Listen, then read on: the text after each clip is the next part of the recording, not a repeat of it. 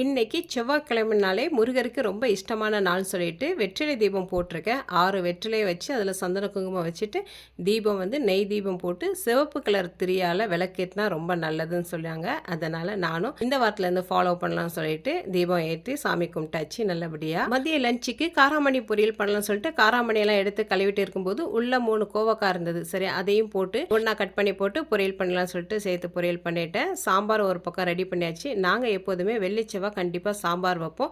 எல்லா காய்கறியும் போட்டு இன்றைக்கி சாம்பார் வச்சுருக்கேன். லாஸ்ட்டாக அது ஸ்டவ் ஆஃப் பண்ணும்போது இப்படி நுர கூட்டி வரணும். சாம்பார் பொடியெலாம் போட்டதுக்கப்புறமா ரொம்ப கொதிக்க விடக்கூடாது, கடுத்து போயிடும் சாம்பார். ஸ்டவ்வை சிம்மில் வச்சுட்டு கட் பண்ண கொத்தமல்லி இலை, சின்ன பீஸ் வெல்லம், 1 ஸ்பூன் நெய்யை நல்லா சுற்றி விட்டுட்டு ஸ்டவ் ஆஃப் பண்ணி மூடி போட்டு வச்சிட்டிங்கன்னா நம்ம வச்சுருக்க சாம்பாருக்கு கூடுதல் மணமும் சுவையும் தன்னால் கிடச்சிரும்.